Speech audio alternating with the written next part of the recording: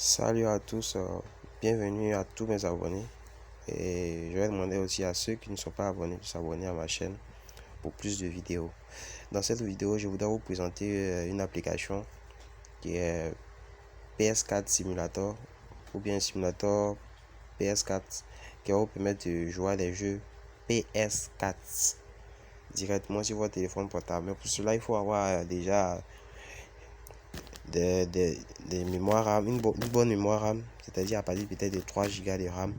Et puis pour la mémoire interne, il faut peut-être avoir, je pense bien, il faut avoir 32 Go au moins de libre ou bien 128 Go de libre pour pouvoir jouer. Mais pour moi, je pense que avec au moins 4 Go de RAM ou bien 6 Go de RAM et 64 Go de mémoire interne, je pense que vous pouvez facilement jouer aux jeux qui seront déjà installés sur l'application.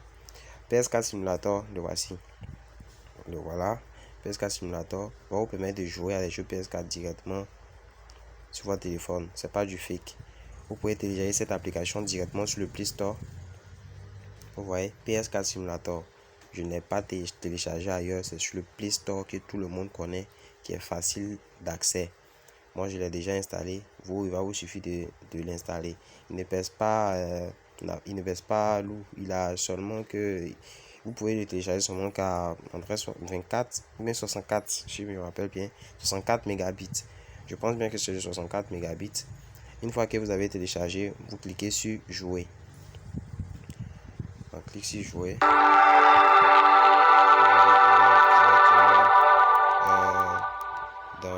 Dans la PS4 Simulator. Moi, je l'ai déjà ouvert. Je pense bien. Quand vous allez l'installer, ça ne sera pas comme ça. Au début, vous allez voir, ça va s'afficher. Ça va s'afficher. Ils vont écrire un truc en anglais au milieu. Ils vont dire de taper quelque part. Vous cliquez, dès que vous allez ouvrir l'application, vous tapez 2 fois n'importe quel côté sur l'écran. Vous tapez 2 fois sur l'écran. Il va avoir des installations, c'est-à-dire l'installation du BIOS et tout. Une fois que ce sera fait, la PS4 va redémarrer. Vous aurez un écran noir. Et puis, quand elle va réussir à démarrer, vous allez voir le logo de la PS4 qui va s'afficher. Ensuite, vous serez amené sur cette page. Voilà. Ici, il y a 2 points négatifs. Quand vous allez arriver là, vous allez voir que vous ne pouvez pas défiler facilement sur l'écran. C'est-à-dire pour passer peut-être de la PlayStation Store à la librairie, on ne le peut pas. Vous voyez, on ne peut pas. Donc, vous pouvez facilement défiler en cliquant sur l'application juste suivante. Vous ne pouvez pas passer directement du store directement à la librairie. Vous pouvez seulement cliquer sur l'application suivante. Donc, on va cliquer comme ça encore. Une fois qu'on est arrivé à la librairie, on appuie Start. Vous voyez, une fois que j'ai appuyé Start, on voit tous les jeux qui sont déjà préinstallés sur la PS4. Vous voyez Marvel Spider-Man, vous avez God of War, vous avez Horizon Zero Dawn Complete Edition, vous avez The Last of Us. Tout ça, vous pouvez jouer directement. Voilà. On va essayer. Moi, je vais essayer pour vous montrer, mais je n'ai pas assez de mémoire interne. Mon disque est saturé, interne est saturé. Il me reste que 10 Go de libre sur le téléphone. Donc, je ne pourrai pas jouer. Vous allez voir qu'il va y avoir un message qui va dire que je ne peux pas jouer parce que j'ai une mémoire insuffisante. Mais vous, si vous avez une bonne mémoire libre, au moins 32 ou bien 64 de mémoire libre, je pense que ça va passer. Bon, clique sur l'horizon. Ça, c'est une publicité.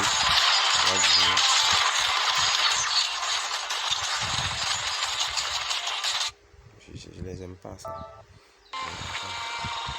Encore une publicité. Donc je vais couper la connexion. D'abord. Voilà. Bon, Horizon a démarré. Vous voyez bien. Bon, voilà. Vous voyez, c'est ce que je disais. Je n'ai pas assez de mémoire sur, le téléphone. There is not enough free system memory. Voilà, pour ceux qui comprennent un peu anglais, ça veut dire qu'il n'y a pas assez de mémoire sur l'appareil. Il n'y a pas assez de place sur l'appareil. C'est pourquoi ça n'a pas pu démarrer. Vous voyez? Mais vous, si vous avez assez de place, vous pourrez facilement jouer à des jeux PS4. Je dis bien des jeux PS4 directement sur votre téléphone. Voilà. Donc moi je ressors.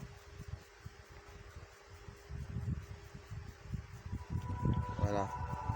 Maintenant le second point négatif, vous voyez au niveau de où j'ai écrit PS Simulator Test, vous ne pourrez pas modifier le compte. Celui qui a fait l'application, c'est lui seul qui peut mettre un compte PSN. Voilà. Après ça, personne ne pourra mettre d'autres comptes. Voilà. C'était juste pour vous présenter l'application.